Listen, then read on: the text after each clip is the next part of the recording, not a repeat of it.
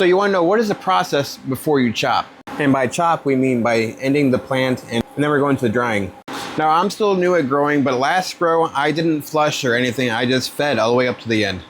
Now this grow I am trying to flush, and it is about a week before I'm getting ready to chop it is when I'm going to switch to water in my reservoirs, or I'm going to be top watering just water. At least that's what I did for the autos. Now for some of these photos, the ones in my 5x5 tent over here are done. I'm not going to use this winter frost, but I just added winter frost to the 4 in here, and then also my hydro. So that's going to be a little bit different. You're going to run this probably about 7 days, 14 days or so before you start flushing. So 2 to 3 weeks before flushing, I'm going to try adding this. And then you give that the week or two, and then you're just flushing with water for a week or so after that. As far as soil, you don't want it to dry it out. That can shock the plant, and it can reduce the quality of the resin. And there seems to be a little bit of divide on whether flushing or not flushing. A lot of people flush, but I know some people don't. So far with me, I haven't noticed a huge difference between flushing and not flushing.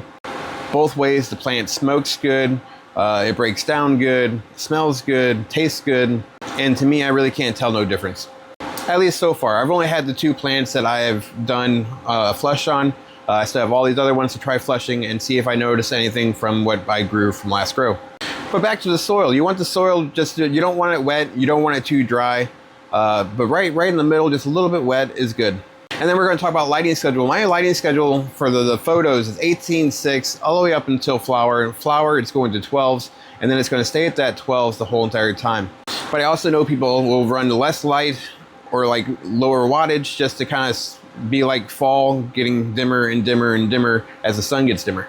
And when it comes to spraying any of my plants, I'm really trying to not spray anything. The only stuff I'm trying to spray on there is stuff like foliar spray or some foliar sprays. It's like a nutrient for the leaves suck up.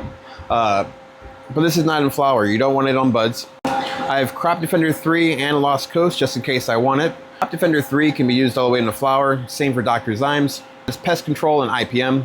Some people use Crop Defender and stuff like that the whole entire grow just to keep mites and different things away. That way there's not even a chance. And then also before I start to harvest, I'm going to start taking some of the fan leaves, the bigger ones.